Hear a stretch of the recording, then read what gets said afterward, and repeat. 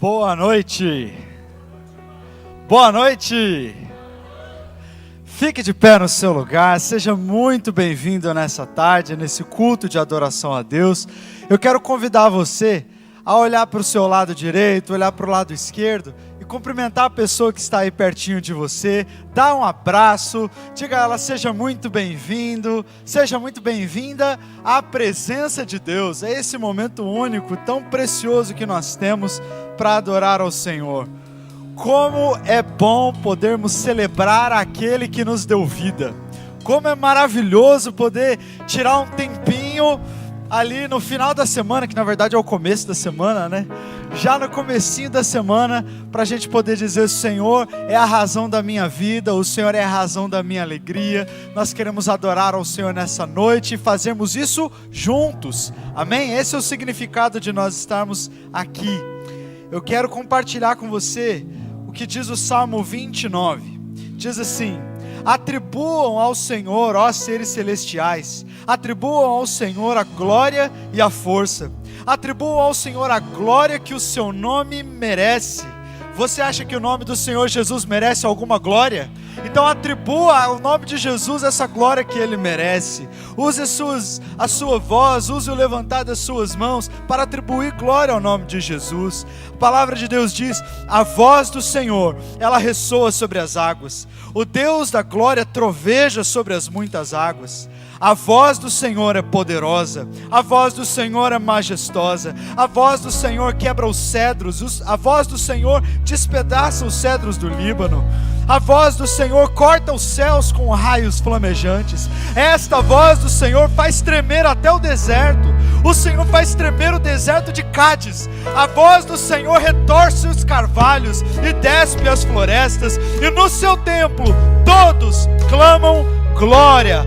Todos clamam glória. Você pode dizer glória a Deus aí onde você está?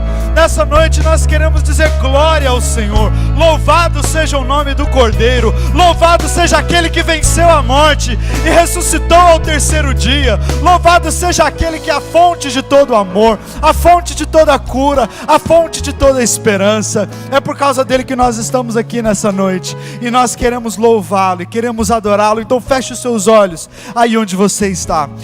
Senhor Jesus, uau, que maravilhoso estar na tua presença mais uma vez. Obrigado pelo privilégio, Senhor, de estarmos aqui. Sabemos, ó Pai, que já estivemos aqui em outros momentos, talvez até na semana passada, mas hoje é diferente. Hoje o Senhor tem algo diferente, uma palavra diferente, um mover diferente, e nós queremos a Deus dizer: glória seja dada ao teu nome, única e exclusivamente ao nome de Jesus. É por causa dele que nós estamos aqui.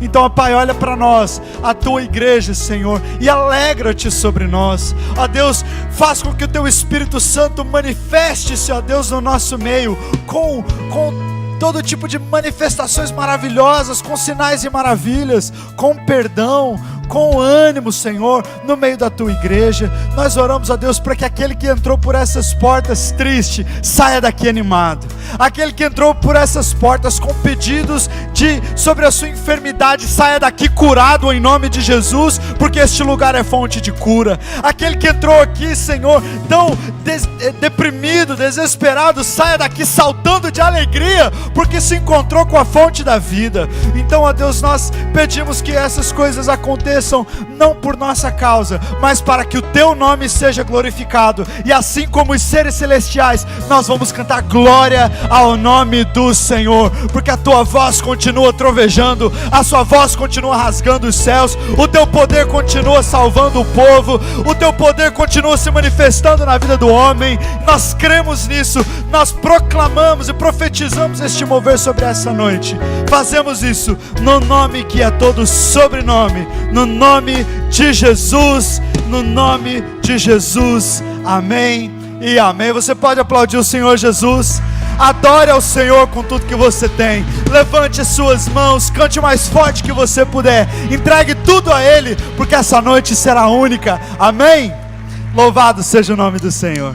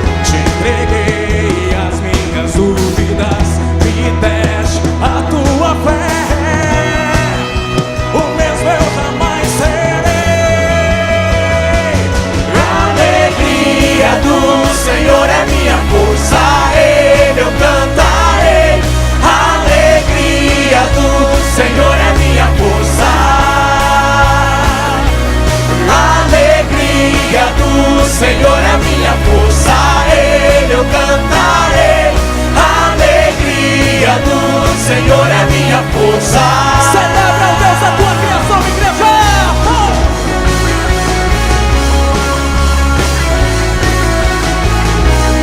Para sempre nós cantaremos a ti, Senhor, porque tu nos deste vida em abundância. E para sempre eu vou cantar da tua alegria. Para sempre eu vou cantar da tua alegria. Para sempre eu vou cantar da tua alegria. Para sempre eu vou cantar da tua alegria. Oh, oh, oh, oh, oh. A alegria do Senhor é minha força, a Ele eu cantarei. A alegria do Senhor é minha força. Vamos ver se existe fogo na igreja, vai, toca! A alegria do Senhor é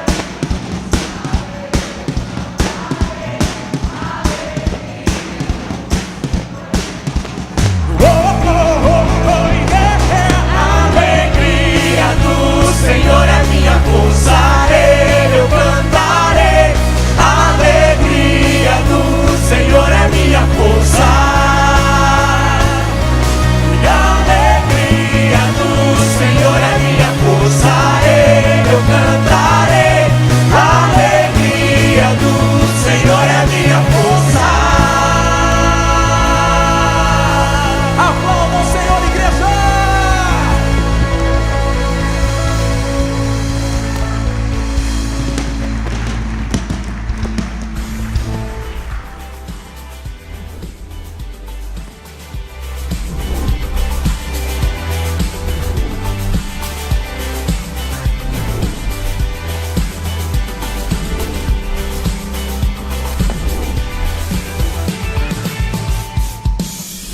Olá, seja bem-vindo à Primeira Batista. Começa agora nosso informativo. Por favor, fique atento.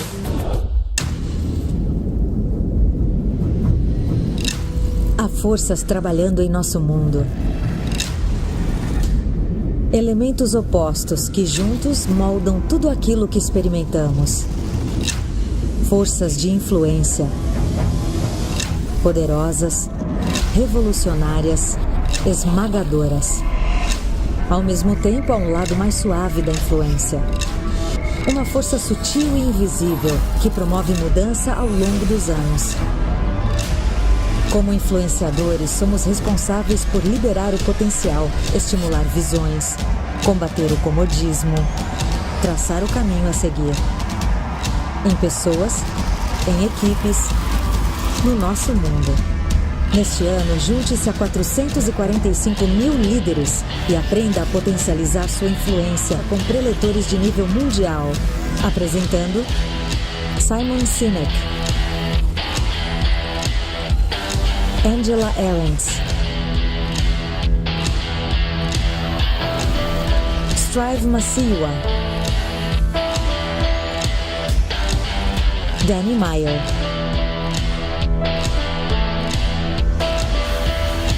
Rory Vaden, Sheila Hinn, Rasmus Ankersen, Erwin McManus, David Livermore, Doutora Ntabiseng Lehuete,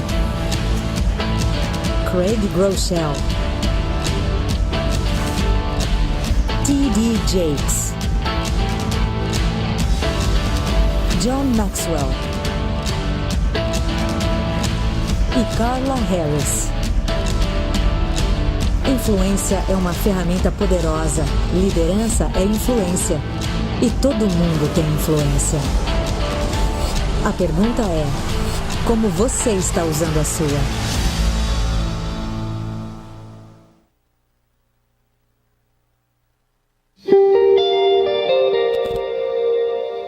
Uma geração contará a outra. a grandiosidade dos teus feitos. Eles anunciarão os teus atos poderosos.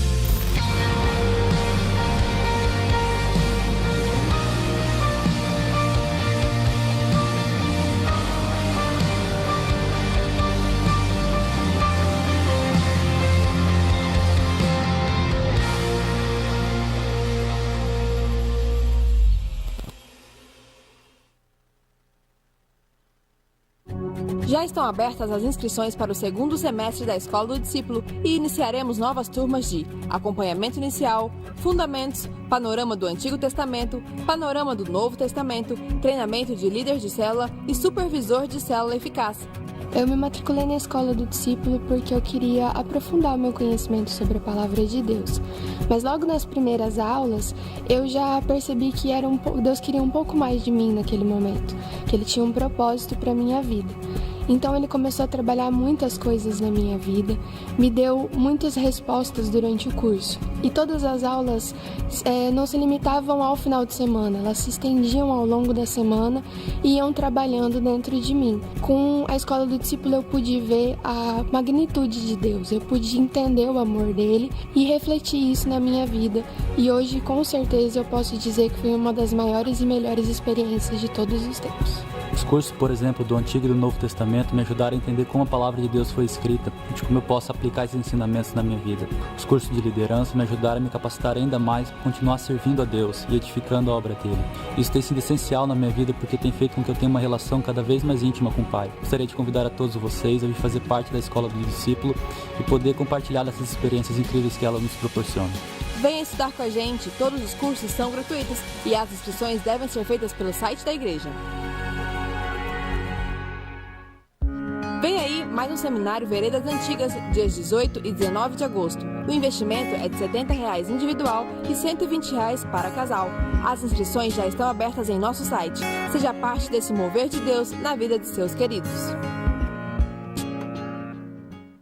No Mini você tem o privilégio de servir de várias maneiras, então venha fazer parte da equipe que não enxerga simples crianças, mas um exército de soldados de Cristo em crescimento.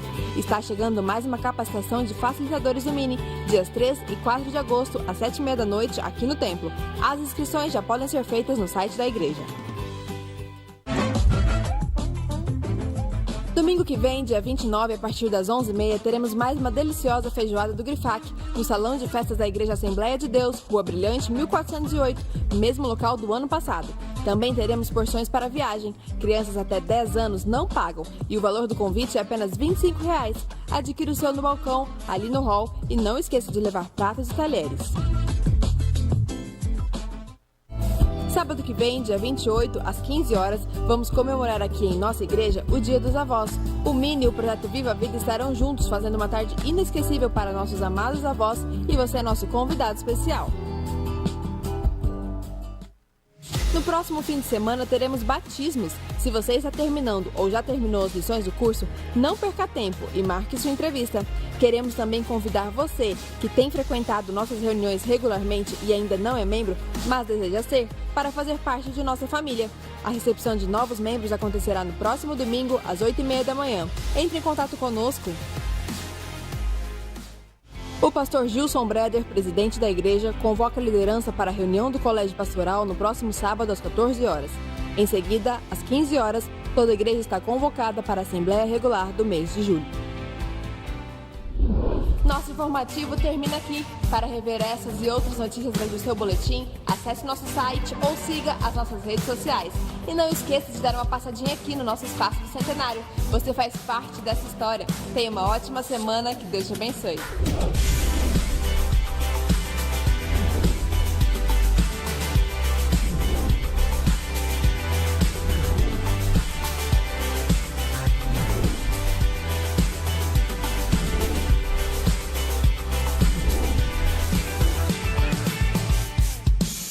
Graça e paz, irmãos. Uma boa noite a todos. Bom estar mais uma vez com os irmãos. E vou compartilhar com vocês o próximo Drops.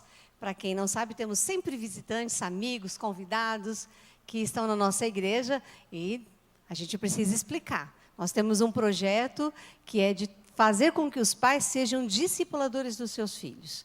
Eles serão discipulados de qualquer forma. Seu filho vai ser, aliás, está sendo discipulado de qualquer forma. Pelo iPad, pela TV, pelo professor da escola, pelos amigos da escola. E você, agora, quem está influenciando mais? Né? E a igreja, um dos objetivos da igreja é capacitar as pessoas para fazerem o ministério. Então, o ministério não é feito só pelos pastores. Todo crente tem um ministério.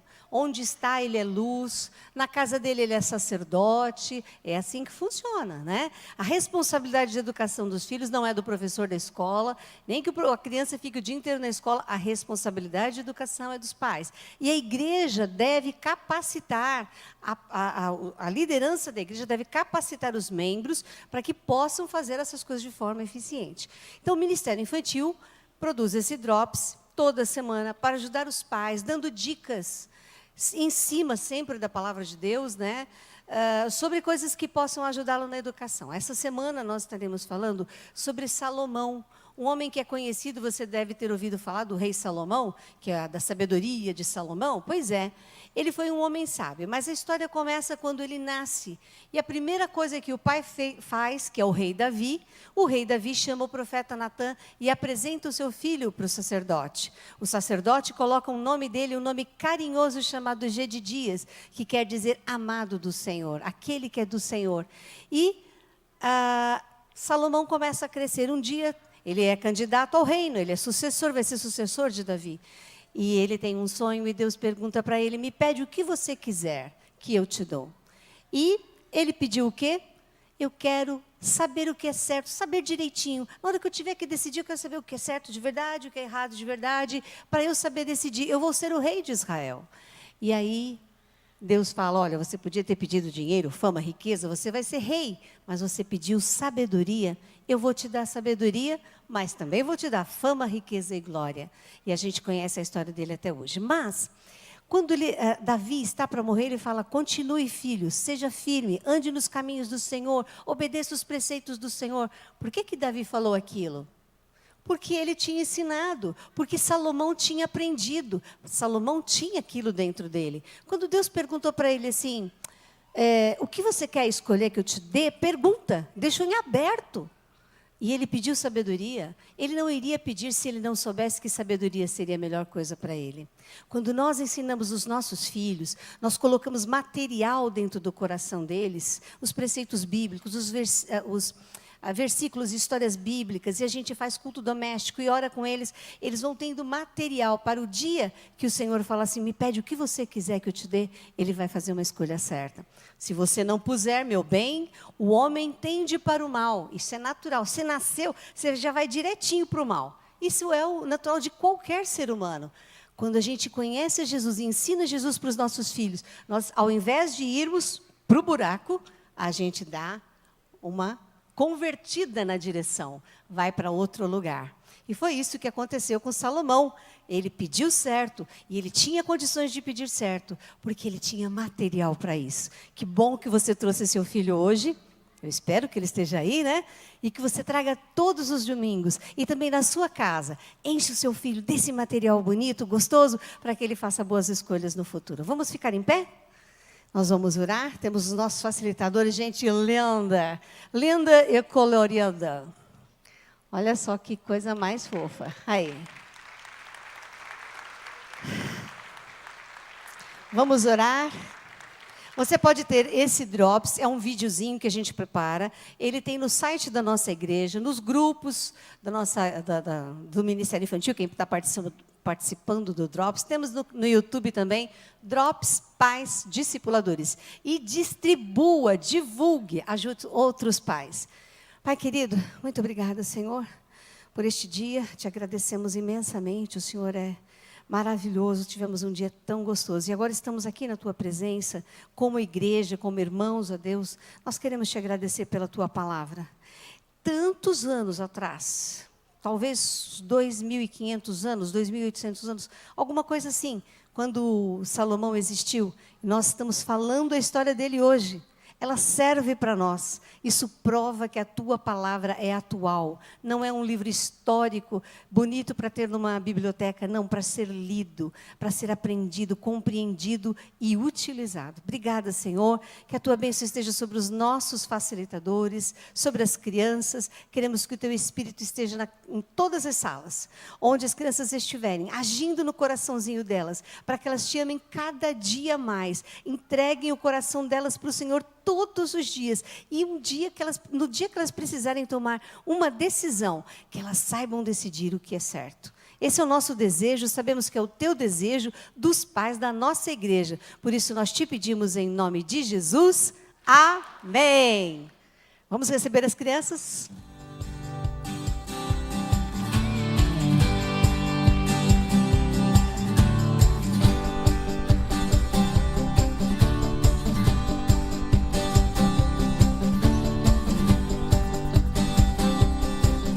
É isso aí, que linda galera, olha quanta gente pequena, gente que vai ser grande. Uma salva de palmas, pode assentar-se, olha só que lindo. Irmãos, nós temos aqui diante dos nossos olhos futuros homens e mulheres que farão toda a diferença nesta cidade, nesse estado e nessa nação. Se você crê nisso, diga amém. É isso aí, gente que cresce ouvindo, aprendendo e praticando a palavra de Deus. Então, tem gente pequenininha e gente grandona como eu. Eu venho aqui para dar uma dica para você, que no próximo sábado, 3 horas da tarde, vai ter a festa aí do Dia dos Avós. Yes! Que beleza, não é? Então você que já é vovô, mesmo que a criança não tenha nascido, mas já está na barriguinha da mamãe, 3 da tarde, o projeto Viva a Vida, juntamente com o Ministério Infantil, vai promover um momento de alegrar os avós, de comemorar o Dia dos Avós, e você está convidado. Sábado que vem, 3 da tarde, entrada franca, é vir e participar. Amém. Um outro recadinho também, que eu quero deixar com você, você viu no VT, que vai haver a feijoada do Grifac. A feijoada do Grifac, tem a imagem aí da feijoada do Grifac? Ó, dia 29 de julho, às 11h30, no Salão de Festas da Assembleia de Deus, na Rua Brilhante, 1408. Valor, R$25. Os ingressos, domingo que vem já, né? Domingo que vem. E os ingressos estão sendo vendidos ali no balcão, então já deixa separado esse dinheiro para você ir lá comprar o seu convite para a feijoada, porque vai estar muito bom, né? E se você não puder ficar lá para prestigiar e comer por lá, você pode levar, né? Passar por lá, pega a sua feijoada, leva para casa para comer com a sua família, vai estar muito bom, e você vai também estar abençoando o Grifac, vai estar cooperando com esse ministério que é de Deus e que abençoa pessoas. Então seja parceiro e aproveite essa feijoada aí. Amém? Eu quero conhecer rapidamente aquelas pessoas que estão hoje aqui, sem constrangimento nenhum, aquelas pessoas que estão nos visitando pela primeira, segunda ou terceira vez, são nossos convidados. Eu gostaria que você, se você está nos visitando, você ficasse em pé no seu lugar, para que a gente possa aplaudir você e te dar um abraço. Onde estão os nossos convidados nessa noite? Temos convidados aqui no meio, temos aqui também à minha esquerda.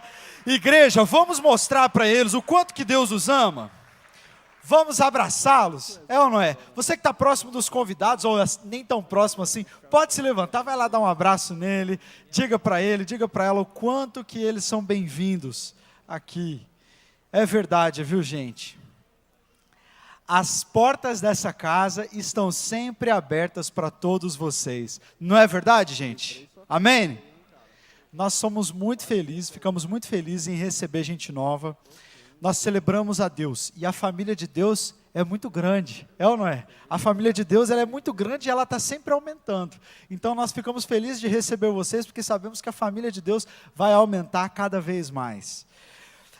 Neste momento, eu quero convidar você a adorar a Deus com a entrega dos seus dízimos e das suas ofertas. E a palavra escolhida foi pontual. Eu quero convidar você a adorar a Deus através da sua contribuição, da sua generosidade e do seu compromisso nos seus dízimos e nas suas ofertas. Nessa última semana, nós fizemos utilizamos uma ferramenta no Instagram, fizemos algumas perguntas para as pessoas e deixamos que elas também fizessem perguntas a nós, da Escola do Discípulo. E uma das maiores perguntas que vieram, a maior quantidade de perguntas, foi sobre a questão dos dízimos e das ofertas. Será que nós precisamos contribuir com dízimos e ofertas? Isso não é uma lei do Antigo Testamento, do Novo Testamento? E nós então começamos a refletir um pouquinho sobre isso. E foi muito bom, muito interessante. E eu me lembrei de um texto que eu gosto muito que fala sobre isso, que é padrão para nós, que está lá em 2 Coríntios capítulo 8. E a Bíblia diz assim, Paulo está falando com a igreja de Corinto, ele diz assim: agora, irmãos, queremos que vocês tomem conhecimento da graça que Deus concedeu às igrejas da Macedônia. Paulo está falando de uma outra igreja agora, das igrejas da Macedônia, de uma outra região. E ele diz assim, olha, existe uma graça que Deus concedeu a essas igrejas. Qual é essa graça? No meio da mais severa tribulação, a grande alegria e a extrema pobreza deles transbordaram em rica generosidade. Pois eu dou testemunho de que eles deram tudo o que podiam, e até além do que podiam. Por iniciativa própria, eles nos suplicaram insistentemente pelo privilégio de participar da assistência aos santos. E não somente fizeram aquilo que esperávamos, mas eles entregaram-se primeiramente a si mesmos ao Senhor, e depois a nós, pela vontade de Deus. Assim, recomendamos a Tito, que assim como ele já havia começado, também completasse esse ato de graça da parte de vocês. Todavia, preste atenção, assim como vocês se destacam em tudo, na fé, na palavra, no conhecimento, na dedicação completa e no amor que vocês têm por nós, destaquem-se também neste privilégio de contribuir. Esse texto continua e ele é muito rico, mas eu gostaria de destacar alguns princípios aqui sobre ofertar, sobre ser generoso. Nós olhamos lá para o Antigo Testamento e vemos que os discípulos de Moisés eram convocados a darem 10% pela força da lei. Mas os discípulos de Jesus são chamados a dar 100% pela força do amor. Discípulos de Moisés dão 10%, discípulos de Jesus dão 100%. Discípulos de Jesus dão a si mesmos. Discípulos de Jesus fazem isso porque entendem que foram alcançados com um amor tão grande, foram perdoados, foram inseridos na família de Deus, que agora isso transborda de mim, de várias maneiras, e uma delas é na minha generosidade. Existem dois princípios que regem esse momento que nós temos aqui, e um deles é a generosidade. Nós fazemos isso de coração. Mais um pouquinho para frente, Paulo diz assim: eu não estou dando para vocês uma ordem, mas eu quero verificar a sinceridade do amor de vocês, porque vocês conhecem a graça do nosso Senhor Jesus Cristo, que sendo rico se fez pobre por amor a vocês, para que por meio da pobreza dele, vocês se tornassem ricos. Se nós temos alguma coisa hoje, meus irmãos, é porque Jesus se fez pobre em nosso favor, é porque ele nos amou e ele nos deu a sua própria vida. E aí ele segue dizendo: este então é o meu conselho, convém que vocês contribuam. E aí ele começa a falar então não só da gratidão, do sentimento de gratidão que deve reger este momento para nós. Esse é o primeiro, é a gratidão. Mas nós também devemos dar por compromisso. Nós temos um compromisso com o reino de Deus. Nós temos um compromisso com este reino. Existe um pastor, ele disse uma coisa muito interessante. Ele falou assim: olha, meu irmão, você é filho de Deus. Você é filho, amado. Ok, você já entendeu isso. Mas agora talvez esteja na hora de crescer um pouquinho mais. Porque está na hora de você chegar na sala de reuniões do Pai. Existem planos que o Pai quer colocar em movimento, que Ele não pode compartilhar com crianças na fé. As crianças consomem, mas os adultos é que pagam as contas. É ou não é? E muitas vezes, algumas pessoas ficam assim: poxa vida, mas será que eu tenho que dar ou se eu não tenho que dar? Será que é 10? Será que é menos que 10%? Será que Deus vai ficar bravo? Será que se eu não der esse mês, como é que vai ficar? E muitas vezes as pessoas ficam assim, sabe, quase como se querendo ser forçadas a dar, porque se não for assim eu não dou. Mas não é assim que Deus nos quer, não é verdade?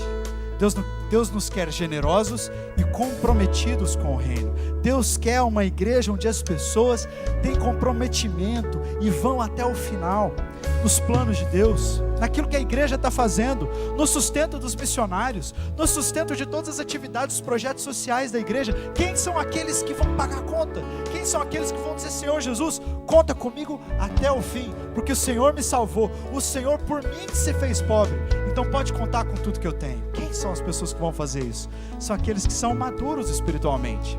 Então eu quero convidar você, a você ser maduro espiritualmente, a seguir o conselho de Paulo e a contribuir. Paulo falou que é uma graça, não é baseado simplesmente na sua condição financeira, porque aqueles da Macedônia não tinham nada, eles estavam numa situação de extrema pobreza e ainda assim foram muito generosos. Então ofertar não depende de quanto você tem, de quanto você ganha, a oferta depende do seu coração generoso. Se você tiver um pouquinho e quiser chegar aqui diante desse altar, dizer: Senhor Jesus, eu trago R$1, eu trago 50 centavos, eu trago 10 centavos, mas eu faço isso de todo o coração, eu queria poder dar mais, mas isso é tudo que eu tenho. Glória a Deus! Essa vai ser uma oferta maravilhosa no reino de Deus, porque não importa a quantia, o que importa é o compromisso, o que importa é a sua generosidade. Amém? Isso é um ato de culto. Então, enquanto a banda estiver cantando, nós vamos nos levantar e você vai sair aí do seu lugar e você vai depositar aqui à frente as suas ofertas e o seu dízimo. Mas antes disso nós vamos orar. Eu quero pedir a você que feche os seus olhos. Senhor Jesus, estamos aqui, ó Pai, prestando culto ao Senhor, e nesse momento tão crucial, ó Deus, da nossa nação, da nossa economia, nós nos apresentamos diante de Ti dizendo: Pai, ajuda-nos a sermos fiéis, ajuda-nos, ó Deus, a manifestarmos esses princípios da Tua palavra na nossa própria vida. Senhor, nós queremos dizer, ó Pai, que quem dá as cartas para o Teu povo é o Senhor e não o mundo. É o Senhor que nos faz prosperar, é o Senhor que nos estabelece, é o Senhor que enche os nossos celeiros, e nós dependemos única e exclusivamente do Senhor. Por isso nós, a Tua igreja, levantamos as nossas mãos nessa noite e clamamos que o Senhor possa intervir na nossa vida na área financeira. Tem muitas pessoas nessa igreja que estão passando dificuldades financeiras.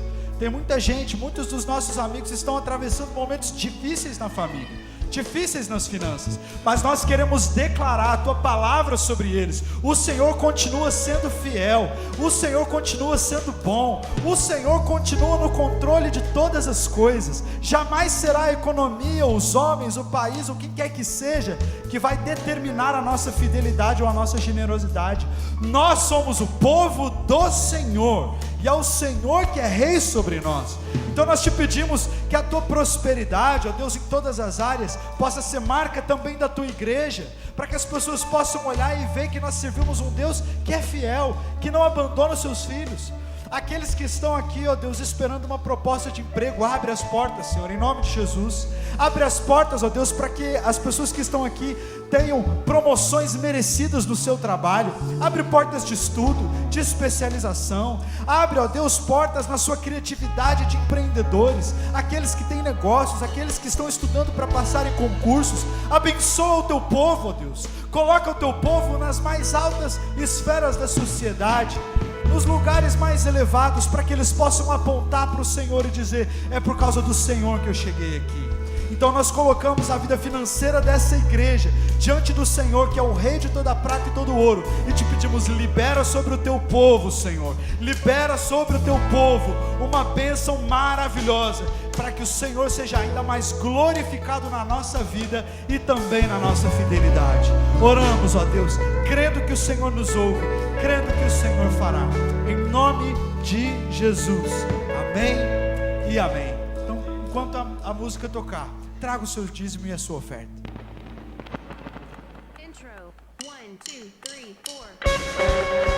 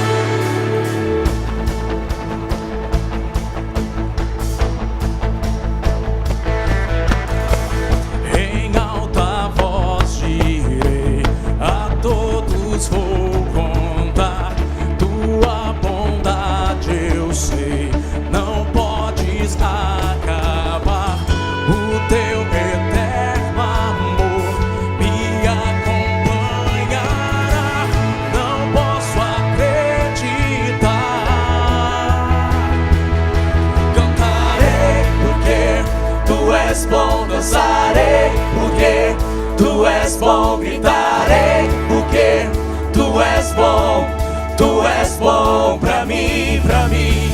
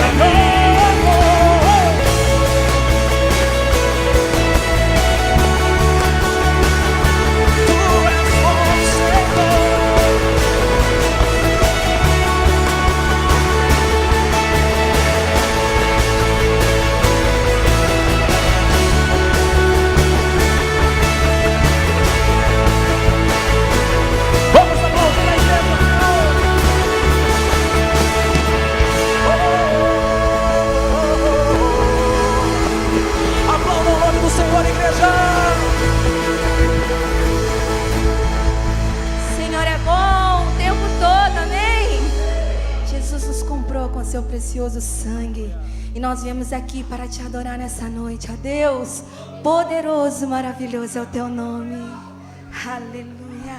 1, 2, 1, 2, 3.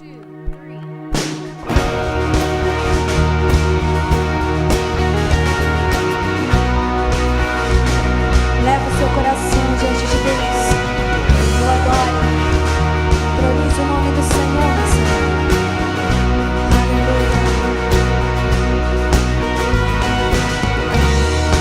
Eis-me aqui, Senhor, buscando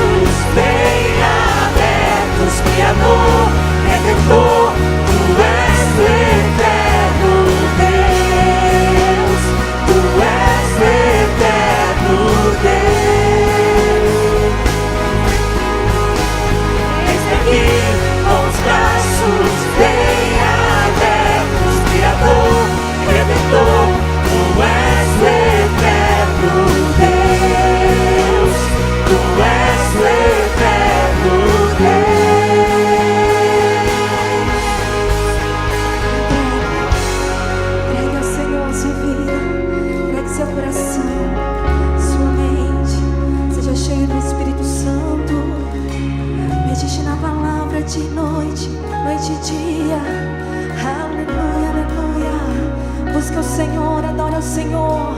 Invoca o nome do Senhor. Aleluia, nós te invocamos. Nós te invocamos, Deus. Ama o teu Espírito, a tua direção, o teu discernimento. Aleluia, aleluia. Renova, Senhor, nossas forças. Dá-nos entendimento. Aleluia, busca o Senhor. Entregue-se a Ele. Espírito Santo, Espírito Santo, Espírito Santo, o teu nome bendirei.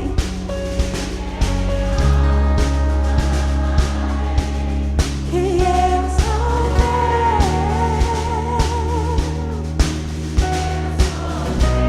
tudo, tudo, prega tudo. Tudo que sou está em tuas mãos de amor.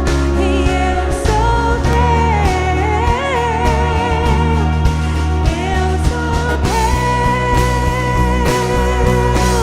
O teu nome bendirei e bem alto clamarei que eu sou teu, eu sou teu. Tudo que sou está em tuas mãos de amor e eu sou teu, eu sou teu. Eis-me aqui com os braços bem abertos, que amor, Redentor, tu és o eterno Deus, tu és o eterno Deus. Eis-me aqui com os braços bem abertos, que amor, Redentor, tu és o eterno Deus, tu és o eterno Deus.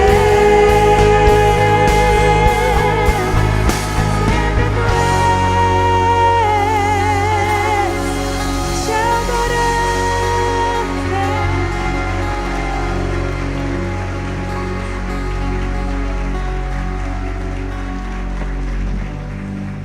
Obrigada, Jesus, porque tinha se interrompido a nossa comunhão com o Senhor, não havia mais esperança. Mas o sangue de Jesus te fez ir além, querido, além desta vida. Você quer ir além, não somente no que diz respeito a ser salvo, mas as suas atitudes a cada dia, a cada manhã. Há poder na palavra, no Espírito Santo que nos é dado para irmos além. E sabe quando você vai além? Não é um estado físico, mas é algo do seu coração. Quando você perdoa, você está novamente ligando a sua comunhão com o seu irmão. Você está indo além. Quando você busca a santidade, você está indo além. Quando você busca obedecer, você está indo além. Permita o Espírito Santo te ministrar aonde você precisa ir além e romper no poder do Espírito para glorificar o nome de Deus. Aleluia.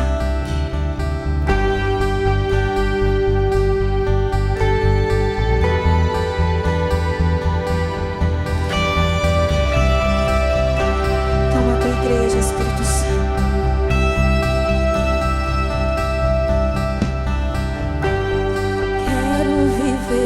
Os teus sonhos, te obedecer, seguir tua direção. Eu quero ir além.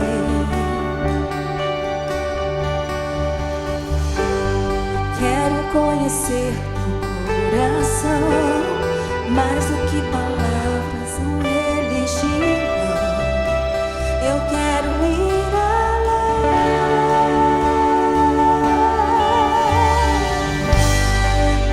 Quero ser como a multidão, não quero te tocar, chamar tua atenção.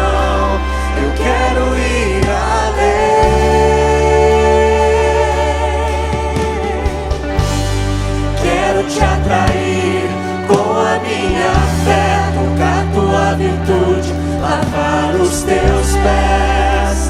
Eu quero ir além.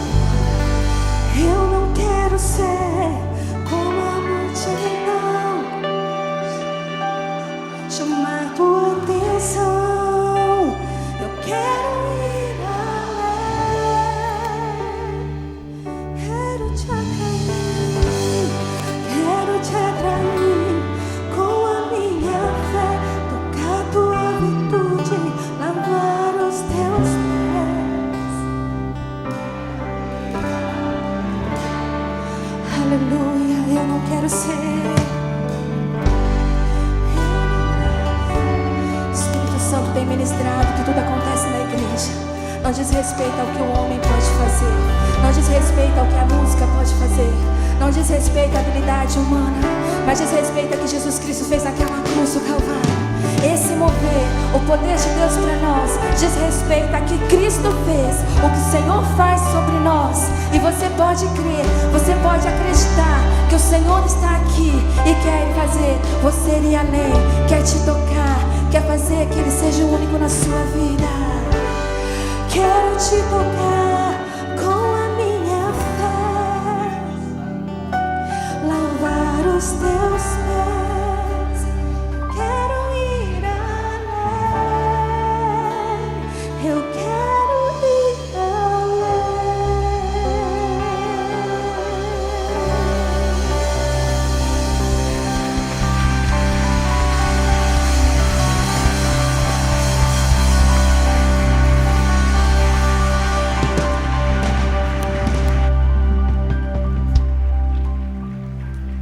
Glória a Deus, glória a Deus. Pode se assentar, meu irmão, minha irmã, que maravilhoso é adorar ao Senhor. Obrigado aos irmãos que estavam aqui ministrando. Deus usa muito a vida deles. Louvado seja o nome do Senhor Jesus. Quero que você abra a sua Bíblia no Evangelho de João, no capítulo 4, por favor.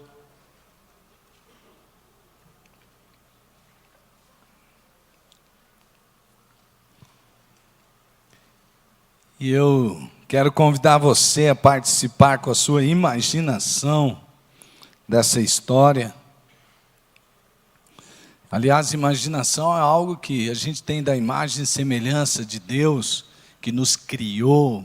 Com certeza é imaginação, né, gente? E eu creio que você pode usar a sua imaginação agora e deixar o Espírito Santo te conduzir para, através dessa história, você ser tocado por Deus. Amém? Quantos aqui querem sair daqui diferentes do que entraram? Quantos? Quantos querem ser tocados pelo Espírito Santo? Aleluia. Deus sabe, Deus ouve, Deus vê. Deus quer te abençoar em nome de Jesus. Eu vou ler apenas os 3 primeiros versículos para a gente fazer uma introdução aqui do texto. Os fariseus ouviram falar que Jesus estava fazendo e batizando mais discípulos do que João. Percebe a comparação? Os fariseus ouviram falar que Jesus estava fazendo e batizando mais discípulos do que João. Embora não fosse Jesus quem batizasse, mas os seus discípulos. Quando o Senhor ficou sabendo disso, saiu da Judeia e voltou uma vez mais a Galileia. Então, essa é uma breve introdução para você perceber por que Jesus sai de um lugar e vai a outro. Percebe que começa com os fariseus? Os fariseus, eles não gostavam de Jesus. Eles eram pessoas que queriam pegar Jesus em algum erro para dizer que ele era um falso mestre, um homem que ensinava heresias. E eles faziam de tudo para confundir. E eles perceberam que Jesus e João estavam dentro do mesmo chamado. Aliás, eram primos. E o próprio João já havia indicado claramente que Jesus era o Messias. E que, obviamente, João era aquele que apenas prepararia o caminho. Jesus é maior que João. Mas ainda assim, os fariseus perceberam que dava para jogar uma intriga entre os dois. Então, eles começaram a perceber que havia uma pontinha, ou várias pontinhas, de, quem sabe, alguma coisa de tristeza, uma amargurazinha que estava nascendo no coração dos discípulos de João, porque João era o batizador, e aí aparece Jesus, se bem que eram os seus discípulos, mas tanto faz, porque se eles batizavam em nome de Jesus, estavam batizando em nome e por Jesus. Então, quando eles percebem isso daí, eles colocam, e parece que há uma certa razão. Jesus, pode olhar o versículo 3, que Jesus ele ficou sabendo disso, quer dizer, ele viu que estava criando um certo problema, ele sai da Judéia e volta uma vez mais a Galiléia. Jesus é muito amoroso, fala a verdade, gente. Jesus é ou não é amoroso? Ele ama muito a cada um de nós. Para ele não causar encrenca, algum probleminha, quem sabe, no coração do seu primo, de João, apesar de que João sabia muito bem quem ele era e a que veio, ele preferiu sair daquele lugar. Sabe por quê? Religiosos competem, adoradores unem. Religiosos criam briguinhas entre denominações do mesmo Deus. E quando a pessoa descobre espiritualidade, ele quer se unir a todo e qualquer grupo que tem Jesus como Senhor, Salvador de suas vidas, que seguem a palavra do Senhor nosso Deus. E Jesus é assim. Dada essa introdução, é importante, antes de começarmos a partir para o outro ponto, que batismo aqui para eles significava uma cerimônia, para muitos, não estou falando apenas do batismo de João, porque era diferente. Mas em várias religiões, eles tinham a ideia de que a água, o mergulhar, significava purificação.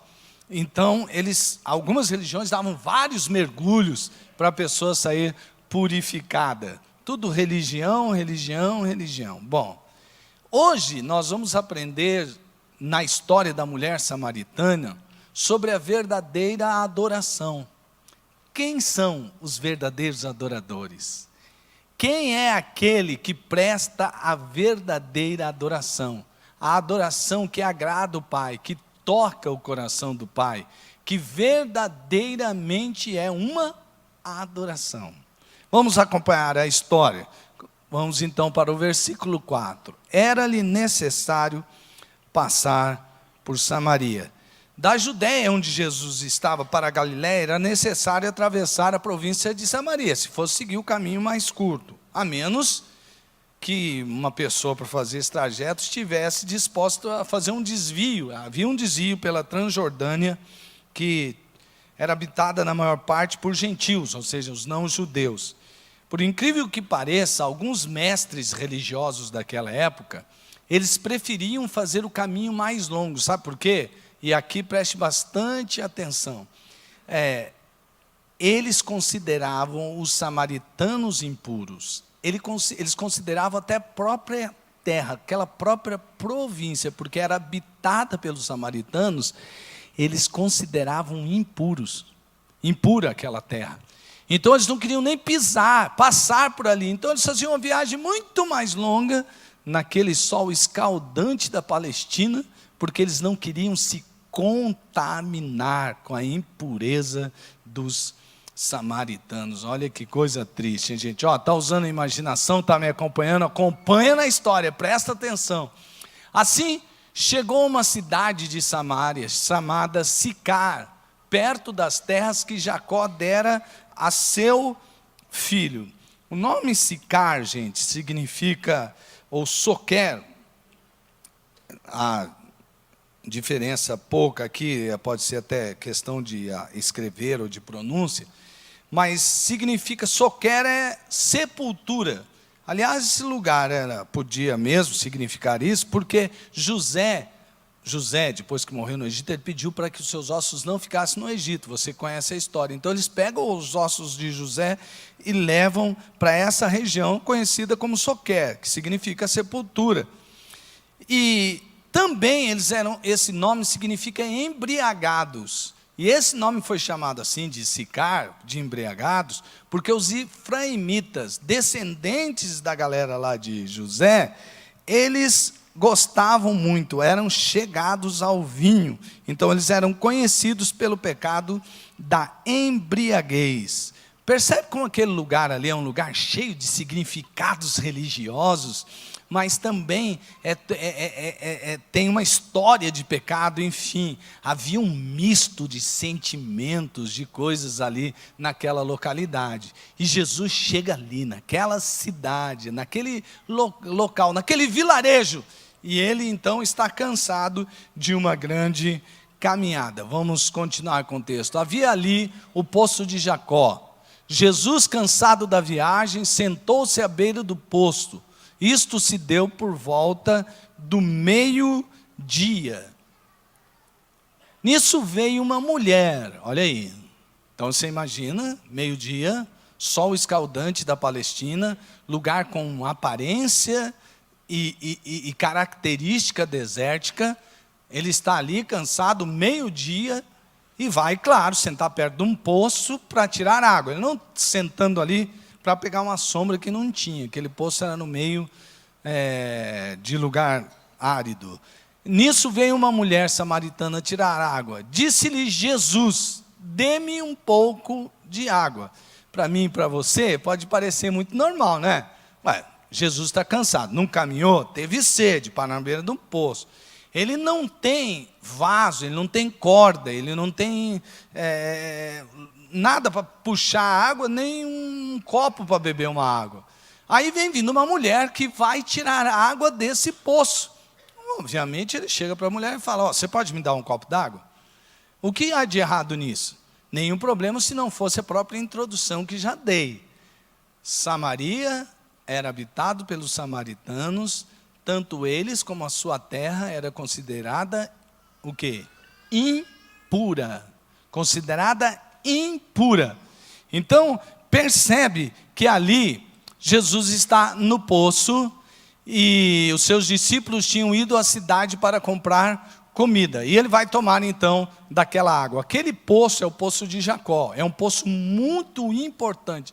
Muito importante. Sabe por quê, gente? Ele não é só uma cisterna de depósito. Ou seja, não é só tipo uma caixa d'água. Naquele tempo eles cavavam coisas assim, cisternas, para armazenarem água, para no período que não tivesse água, eles pudessem utilizar aquela água armazenada. Mas ali era muito mais. Ali tinha um olho d'água ali. A água jorrava.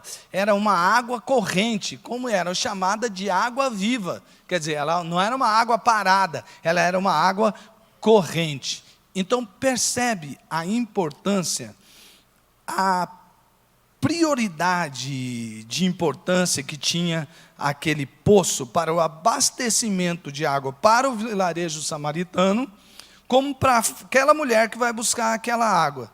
Como era uma região de pouca água, a água ali era lidada como um diamante. Uma terra sujeita a secas, imagina. A água encarada como um verdadeiro presente de Deus. Aquele poço é assim considerado, o poço de Jacó, o presente de Deus. Agora eu queria fazer uma pausa para você aqui. Para aquela mulher e para aquele povo, aquele poço era de suma importância. De tal maneira que eles acreditavam que se alguém viesse ali, entulhasse o poço, ou se aquele poço parasse de dar água, eles estavam perdidos, porque para eles aquilo era imprescindível. Pergunto para você, o que você considera imprescindível na sua vida? Por exemplo, se você perdesse o emprego hoje, tem algumas contas para pagar aí ou não? E aí você falasse, uau, eu contei tanto com o dinheiro e agora vou ser mandado embora, eu vou receber uma grana aí que malemar vai dar para eu... Malemar é legal, né, gente? Vai dar para eu cobrir umas contas aí. E o resto, o que eu faço? O que é imprescindível para você? Qual é o seu poço? Qual é a sua fonte que não pode de jeito nenhum faltar? Para aqueles homens, para aquela mulher, para aquele lugar, esse poço era muito, mas muito importante. Era a fonte da própria vida, porque sem água as pessoas não podem sequer sobreviver. E para você? O que é mais importante? Você fala, não me tira isso, porque sem isso eu não consigo sobreviver. Se Deus tivesse, e aqui eu vou talvez tocar numa área de medo, qual é a coisa que você fala para Deus assim, Deus, o Senhor pode fazer tudo comigo, só não faz tal coisa. O que você responderia? Deus, olha, o Senhor pode fazer, eu posso viver sem tudo, menos.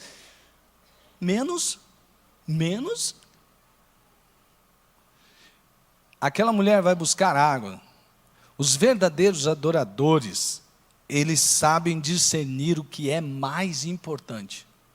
Os verdadeiros adoradores sabem discernir o que é mais importante. Porque senão, deixa eu falar para você, há algo muito de Deus, presente de Deus.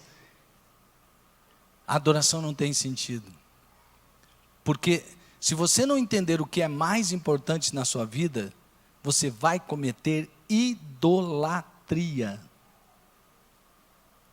Agora perceba, olha só o texto continuando, diz, a mulher samaritana lhe perguntou, como o Senhor, sendo judeu, pede a mim uma samaritana água para beber?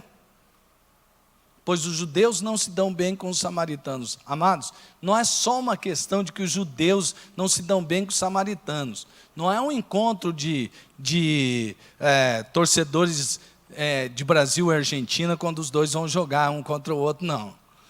Não é só uma animosidade assim, não é isso aí.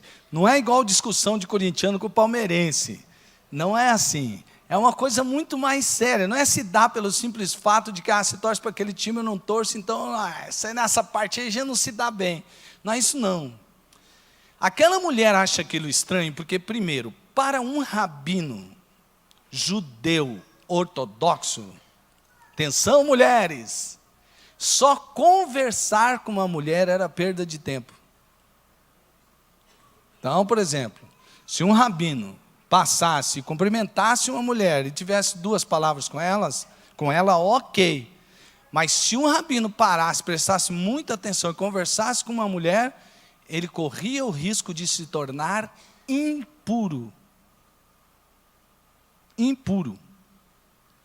Alguns acreditavam, eu vou usar uma palavra aqui, não é assim que fala lá nos seus conceitos, mas é tipo assim, você parar para conversar um pouco mais com uma mulher, você vai se emburrecer. Vai ficar menos inteligente.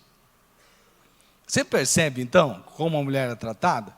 Só que é o seguinte, ela é mulher e ela é samaritana. Ela é uma mulher samaritana, considerada impura, então ela é impura 2 vezes. E Jesus podia se tornar impuro por tocar num utensílio que aquela mulher tocou, porque ele vai tomar água como? Se ele não tem vaso. Quer ver? Olha aqui, ó. Perceba só o decorrer da conversa. Jesus lhe respondeu: se você conhecesse o dom de Deus e quem está pedindo água, você lhe teria pedido e dele receberia água viva. Ele troca, aparentemente de assunto. Jesus está mostrando que ele não se importa tanto com aquelas regrinhas religiosas de que o puro tocando no impuro se torna impuro. Porque Jesus vai demonstrar que, ao contrário, aquele que é verdadeiramente puro, quando toca no impuro, purifica o impuro, porque ele não pode se tornar impuro porque tocou algo impuro. Jesus é quem purifica. E ele vai buscar fazer com que a mulher entenda isso. Então ele começa dizendo assim, olha, e aqui outros aprendizados muito importantes para nós. Primeiro, Jesus vai mostrar que ele é o presente de Deus que inclui as pessoas no reino. Aquela mulher não estava dizendo, como que você sendo um judeu, um rabino, ela não sabia talvez que ele fosse rabino, aí vai descobrir mais tarde.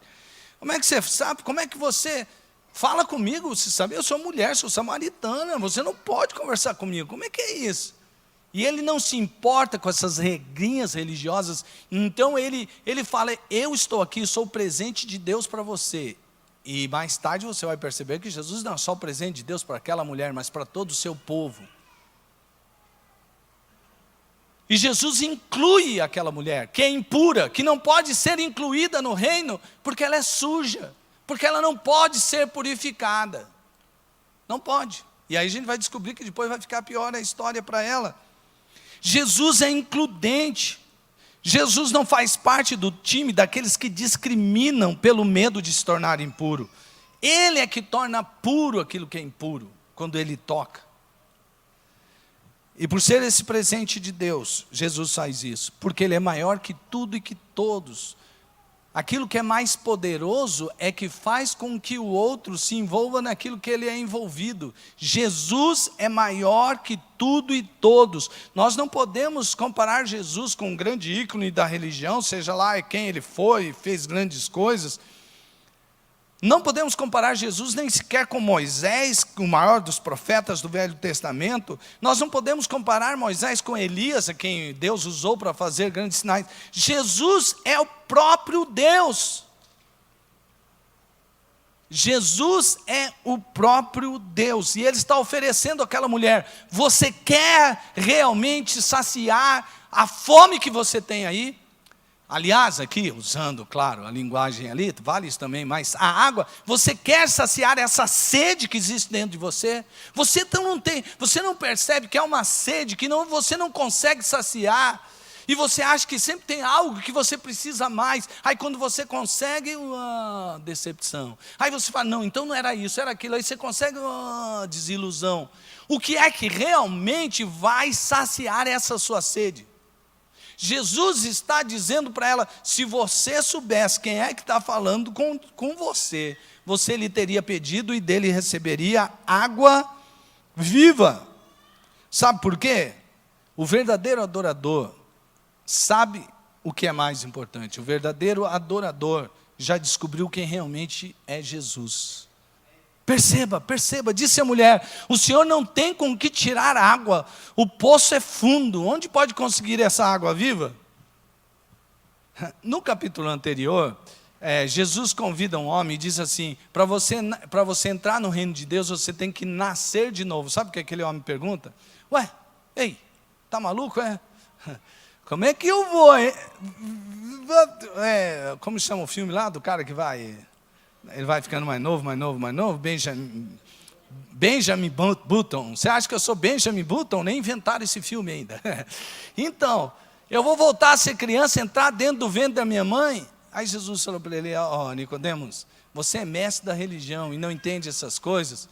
Se eu te falei de coisas aqui que são fáceis de entender, quando eu começar a falar com você de coisas realmente espirituais, então é aí que você não vai entender.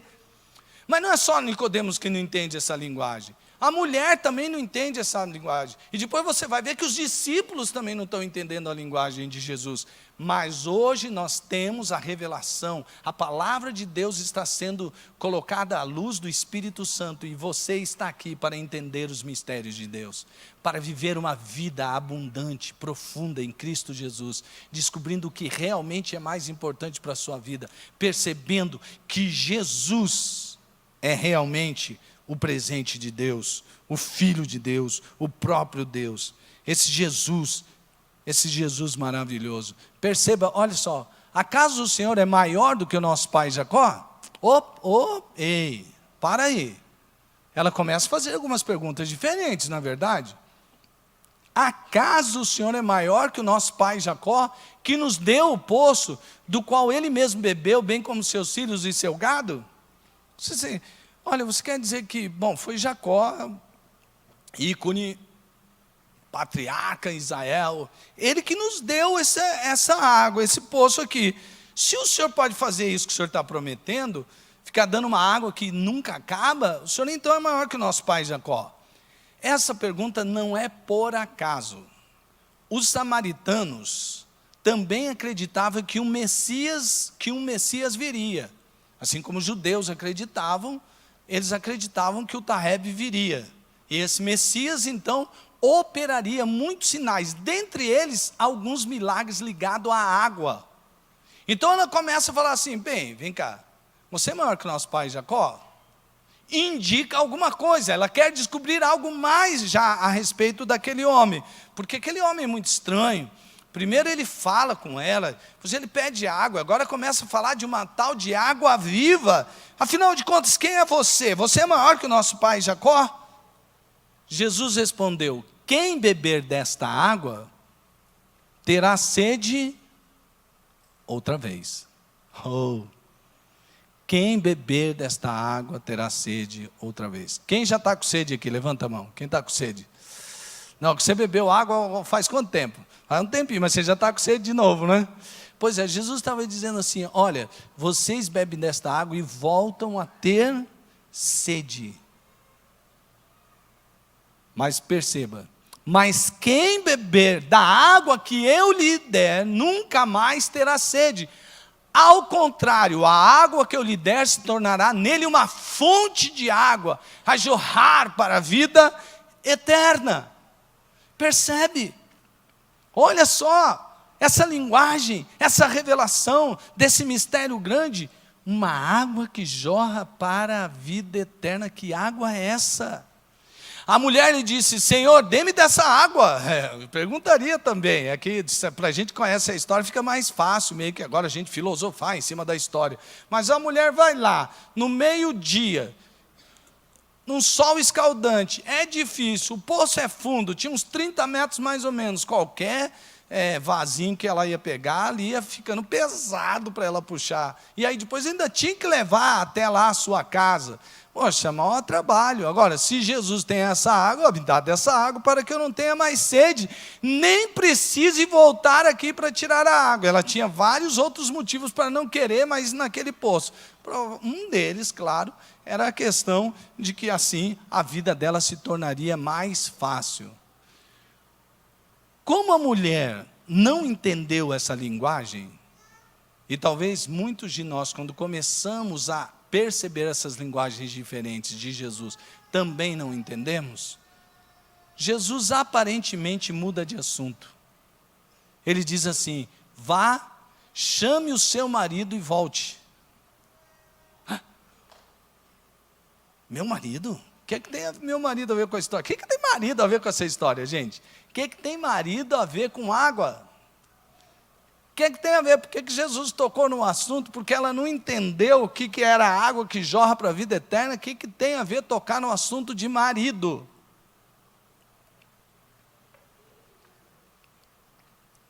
Não tenho marido. Sabe aquele, como é que pergunta, aquele, né, que você vai perguntar, como é que você está? Eu estou bem, minha mãe também. É tipo assim, morreu o assunto. A conversa era essa aqui, ó. Chama teu marido. Não tenho marido. Acabou a conversa. Por que a mulher respondeu tão curto e grosso? Disse-lhe Jesus: você falou corretamente, dizendo que não tem marido. O fato é que você já teve 5. E o homem com quem agora vive não é seu marido. O que você acabou de dizer é verdade. Gente, imagine a situação dessa mulher.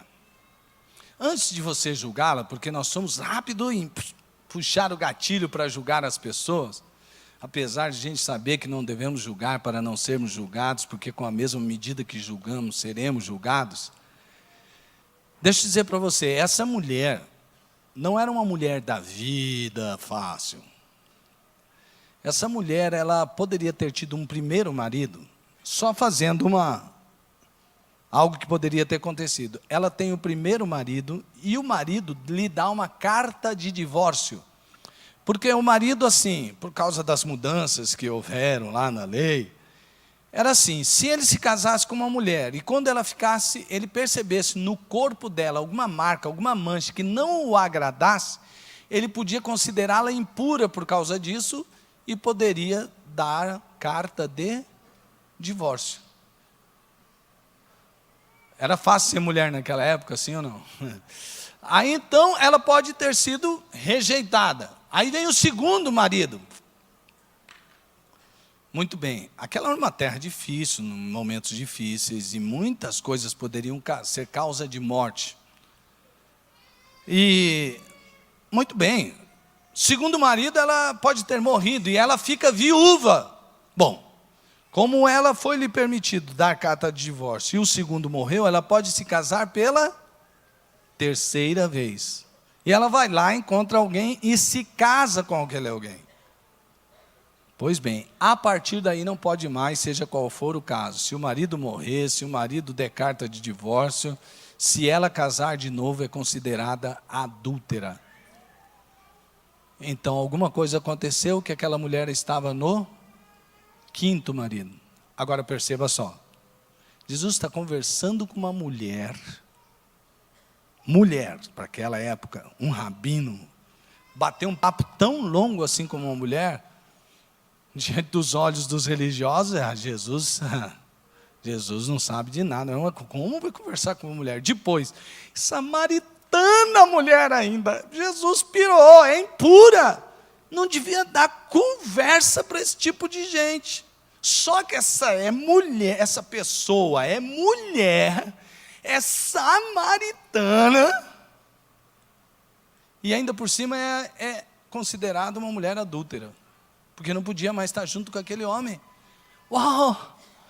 Meu Deus do céu!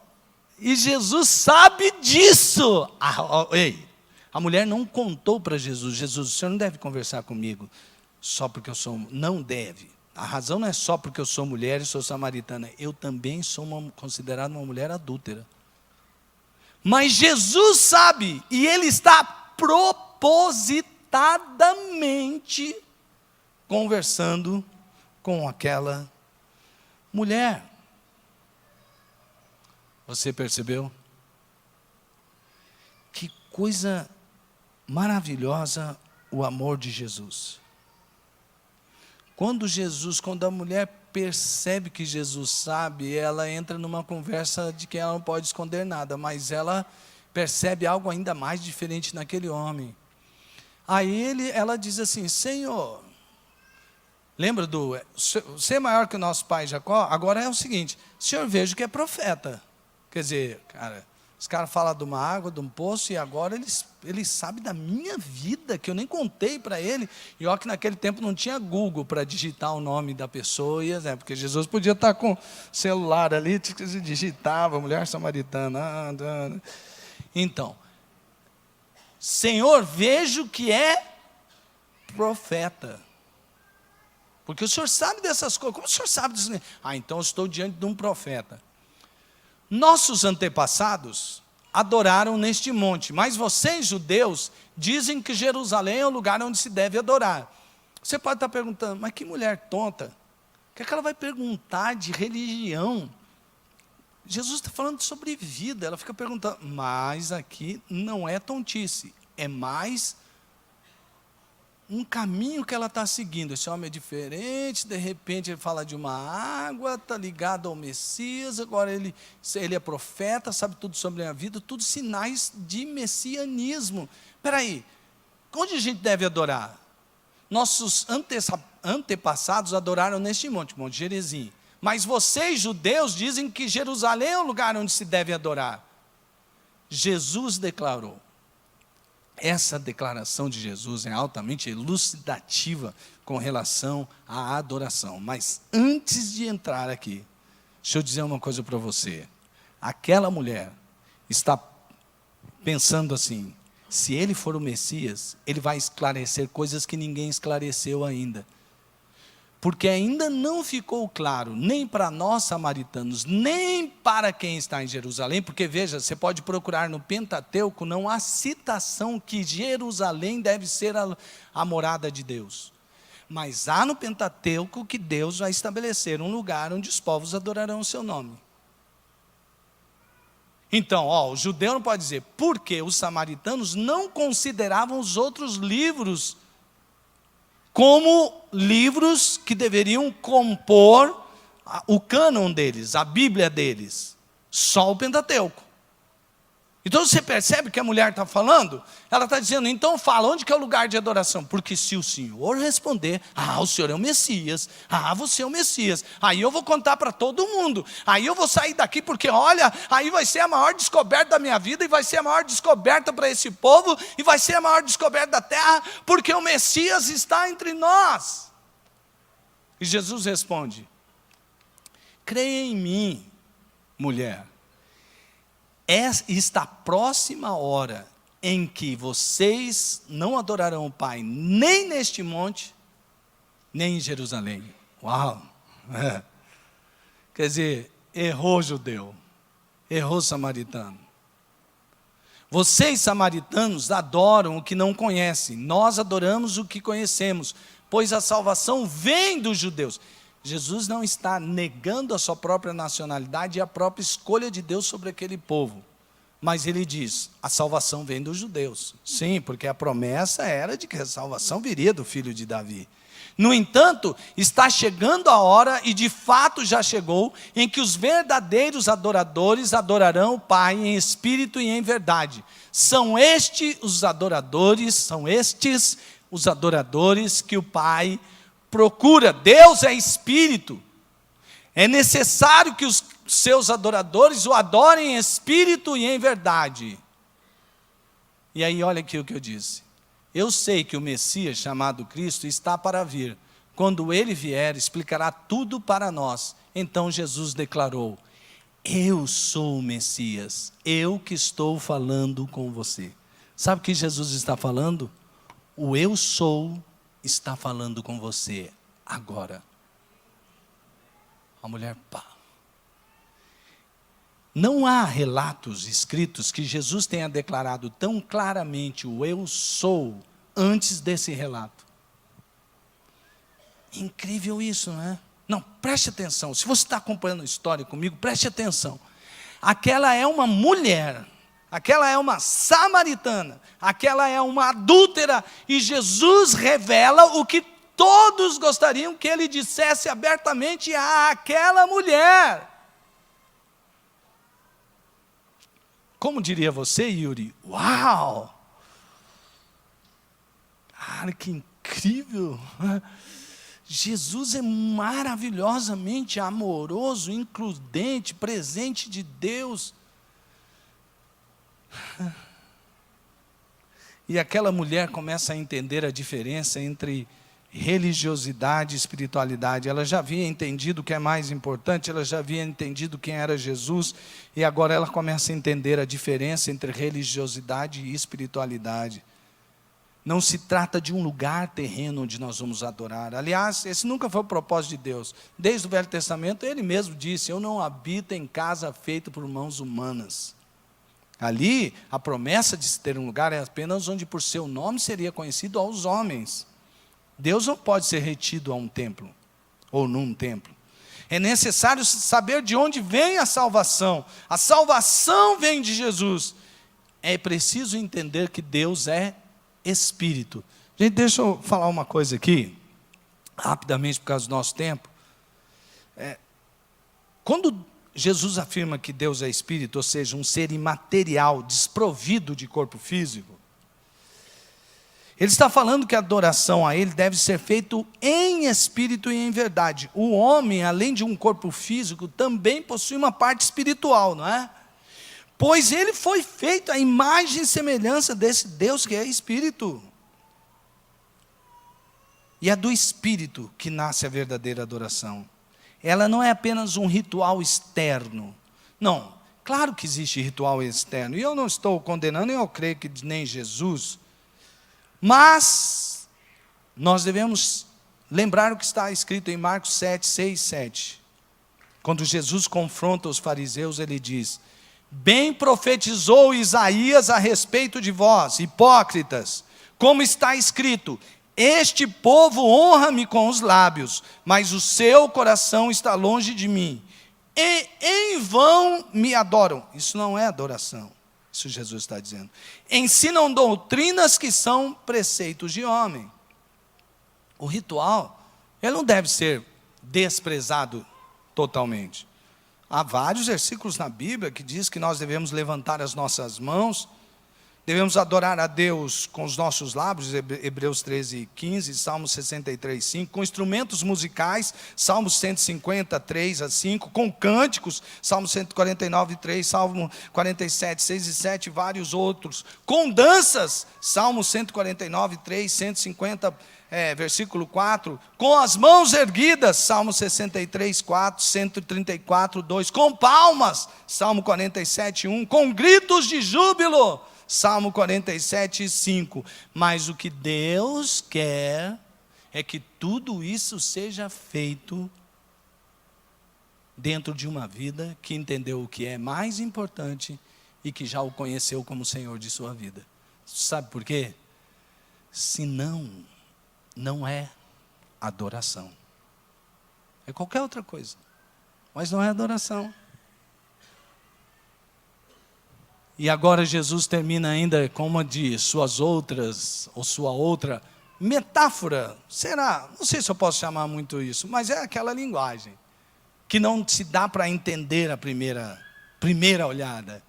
Ele diz: naquele momento, seus discípulos voltaram e ficaram surpresos ao encontrá-lo conversando com uma mulher. Oh, uau! O que é isso? Mas ninguém perguntou o que queres saber, ou por que está conversando com ela, ou perguntou à mulher: e aí, mulher, o que você está fazendo? Você não sabe que você não pode conversar, sai daqui, sai daqui. Não falaram nada disso, sabe por quê? Jesus já tinha feito coisas diferentes, e quando eles iam perguntar, era aquele tonhonhó, então vamos ficar quietos que é melhor para nós, entendeu? Aí então eles ficaram na deles. Então, deixando o seu cântaro, a mulher voltou à cidade e disse ao povo: Ei, o que era imprescindível para a mulher, para o povo daquela redondeza, o que era? Água. Ela foi ali buscar o quê? Água. E por que ela foi ao meio-dia? Porque ela não queria se encontrar com as outras mulheres. As outras mulheres iam buscar água na parte mais fresca do dia, mas era um tititi. Ah, lá vem a adulta. Você sabia que essa daí já está no 5º marido, mas agora ele não está casado, agora ela é juntada. E ficar ouvindo essa. E aí ela ia meio-dia, porque ela foi sozinha, e ela estava sozinha com Jesus, entende? Então aquela mulher tem vergonha daquele povo. Aquela mulher não consegue se comunicar com a maior parte da sua aldeia, porque todo mundo fala mal dela. Mas aquela mulher tem necessidade de água, então ela vai buscar água. O que é imprescindível para ela? Água. Só que olha aqui, deixando o seu cântaro, a mulher voltou à cidade.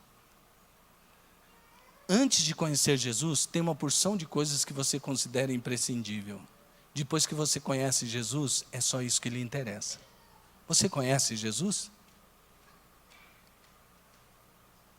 Você sabe quem Jesus é? Você já teve um encontro pessoal com Ele? Ninguém se encontra com Jesus sem ter a sua vida tremendamente afetada e alterada. Ninguém. Essa mulher deixou para trás o cântaro, o que é a coisa mais importante que ela foi fazer lá. E aí ainda vai e volta e fala com o povo. Para onde foi parar a vergonha? Mas olha o que ela faz. Produção, me ajuda aí que não está passando aqui, ó. Agora vai. Onde que eu estava? Aqui. E disse ao povo, olha o que ela disse. Venham, quer dizer que ela estava falando com não sei se ela subiu numa caixa de tomate e falou, venham ver um homem que me disse tudo o que tenho feito. Será que ele não é o Cristo? Aí o pessoal da aldeia falou, uau, quem está gritando alto? Rapaz, a mulher que vem, anda, sai daqui de cabeça baixa, volta cabeça baixa, tudo tampada para ninguém reconhecer. Ela agora está gritando lá no meio da praça. Essa mulher pirou, aconteceu alguma coisa muito diferente. Então saíram da cidade, porque uau, se essa mulher está falando isso, vamos lá ver esse negócio. Então saíram da cidade e foram para onde ele estava. Enquanto isso, os discípulos insistiam com ele, mestre, come alguma coisa. Mas ele lhes disse, tenho algo para comer que vocês não conhecem. De novo esse negócio, não vai entender esse negócio. Então os seus discípulos disseram uns aos outros, será que alguém lhe trouxe comida? Percebe como a gente não entende? Eu não entendia. Cara, como é que é? Alguém trouxe comida, a gente foi comprar comida. Se agora que a gente está chegando, ele já diz, mas não está com fome mais, mas ele estava com fome, a gente foi buscar, agora não está com mais fome. Que negócio é esse, né? É aquele negócio, tipo, falaram que estava bom, mas estava... Então, seus discípulos disseram uns aos outros, será que alguém lhe trouxe comida? Disse Jesus, a minha comida é fazer a vontade daquele que me enviou e concluir a sua obra. Então vocês não dizem, vocês não dizem, daqui a 4 meses haverá colheita? Eu digo a vocês, abram os olhos e vejam os campos, eles estão maduros para a colheita. Aquele que colhe já recebe o seu salário e colhe fruto para a vida eterna, de forma que se alegram juntos o que semeia e o que colhe. Bom, o que é o fruto para a vida eterna aqui? Que comida é essa e que fruto é esse? Você já parou para pensar? Você lê o texto e fala, oh, que texto lindo. O que você entendeu do texto? Não entendi nada, mas é lindo, né? Foi Jesus que disse, não. Aquele que colhe já recebe o seu salário e colhe fruto para a vida eterna, de forma que se alegram juntos o que semeia e o que colhe. Assim é verdadeiro o ditado, um semeia e outro colhe. Eu os enviei a colherem o que vocês não cultivaram. Outros realizaram o trabalho árduo e vocês vieram usufruir do trabalho deles. Agora, que colheita é essa? Que frutos são esses? Será que o texto a seguir dá uma dica? Muitos samaritanos daquela cidade creram nele por causa do seguinte testemunho dado pela mulher. Ele me disse tudo o que tenho feito. Assim, quando se aproximaram dele, os samaritanos insistiram em que ficasse com eles. E ele ficou 2 dias. E por causa de sua palavra, muitos... A colheita foi grande, sim ou não? Entendeu o que é fazer a vontade do Pai? Entendeu o que é fruto?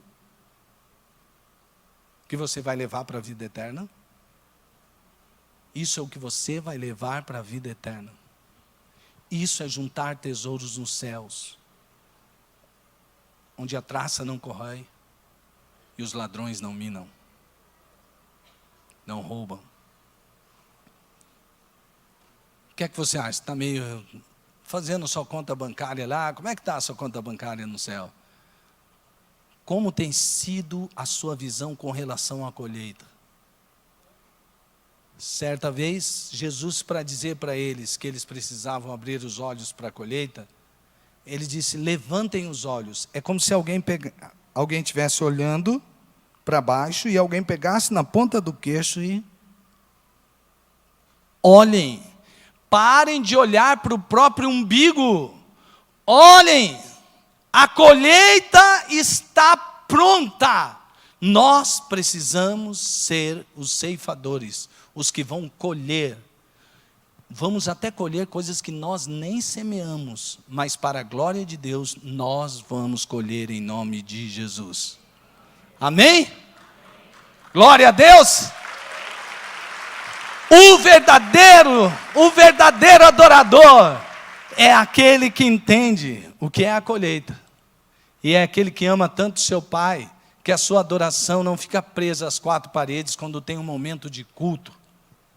Onde canta aquela música que você, hoje podia cantar aquela música, porque eu adoro tanto quando canta aquela música. Sabe quando você adora tanto a Deus? Quando você levanta os seus olhos e olha para a colheita. E tem alegria em fazer a vontade de seu Pai. Sabe por que a mulher deixou o cântaro para trás? Porque Jesus é a água que saciou a sua sede. Sabe por que Jesus acabou a fome de Jesus quando eles trouxeram a comida? Porque Jesus foi saciado em sua fome por fazer a vontade do seu Pai. Você tem a água, você tem o pão, você tem a grande alegria de poder fazer a vontade do Pai. Amém? Fique em pé, meu irmão, fique em pé, minha irmã. Nós vamos cantar. E a música, eu gosto muito de música. Música eu não sei... Acho que por isso que a gente vai cantar no céu. Tem muitas artes e ciências que acabarão, nem terão necessidade no céu, mas a música vai estar lá. Enquanto você canta, faça o seguinte, adorador. Diga para Jesus agora: Jesus, o Senhor é o que há de mais importante na minha vida. Eu posso viver sem o meu marido, eu posso viver sem a minha esposa, eu posso viver sem o meu filho, eu posso viver sem o meu emprego, eu posso viver sem o dinheiro, eu posso viver sem que nenhum dos meus sonhos aqui da terra se torne realidade, mas eu não posso viver sem o Senhor, porque o Senhor é o mais importante da minha vida. Adorador, você pode fazer isso? É essa adoração do verdadeiro adorador, porque você sabe que Ele é tudo, que Ele é o Senhor, que Ele é Deus, que Ele é a sua água, que Ele é a sua comida, que Ele é o seu Senhor, que Ele é o seu pastor, que Ele é a porta, que Ele é o caminho, que Ele é tudo. Jesus é tudo. Nunca se tratou de uma religião, trata-se de Jesus. Essa é a verdadeira adoração, que é feita aqui agora, juntos todos, mas que é feita todos os dias, quando a nossa fome é fazer a vontade do Pai. Então cante e adore o Senhor.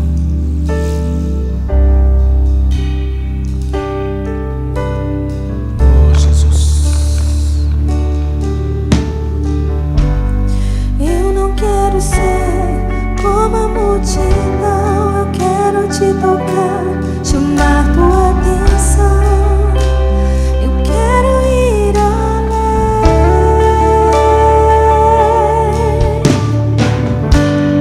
quero te atrair com a minha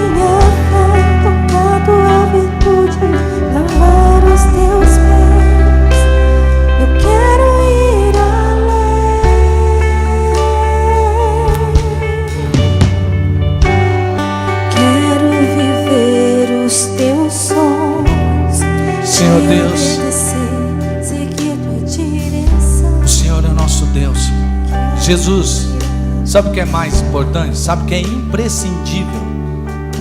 O Senhor. Nós não conseguimos viver sem o Senhor. O Senhor é a nossa própria vida. É verdade quando o Senhor disse que eu sou a vida. É isso.